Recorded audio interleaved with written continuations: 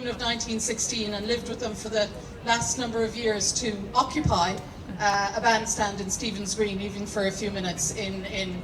following on from the women of 1916. And these women put their lives on the line, not as Abbey actress and radical feminist and socialist Helena Maloney said, to impress some man or to impress their boyfriend, but because of their commitment to the cause of Irish freedom and the cause of women's rights, including the rights of working women. Inspired by the intersection, as McAuliffe called it in 1913, of the three great movements, the national movement, the women's cause and the labour movement, these women were politicised not by 1916,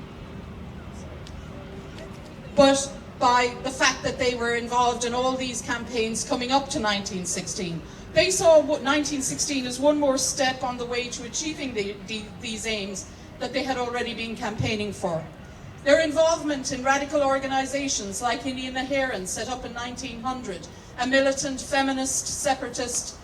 organisation. By membership in the Irish Women's Franchise League, set up in 1908 by Hannah Sheehy Skeffington and others, to campaign for the right of female suffrage.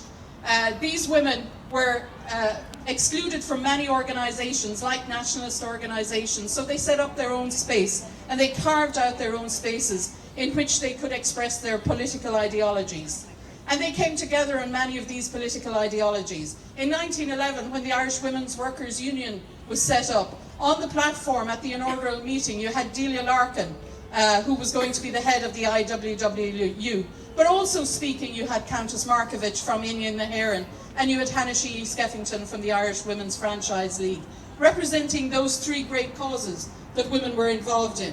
And when the Irish Parliamentary Party refused to include female suffrage as part of the Third Home Rule Bill, they drifted away from that and they got more militant, and they broke windows on Leinster, on Kildare Street and in Dublin Castle. And they were imprisoned for that, and they were willing to take those chances. And I think we have to look at these women and the way they forced their way into the political narrative of the day, and the way they kicked their way into the Easter Rising, like Catherine Byrne kicking her way into the GPO, because they were turned away, and not just at Boland's Mill.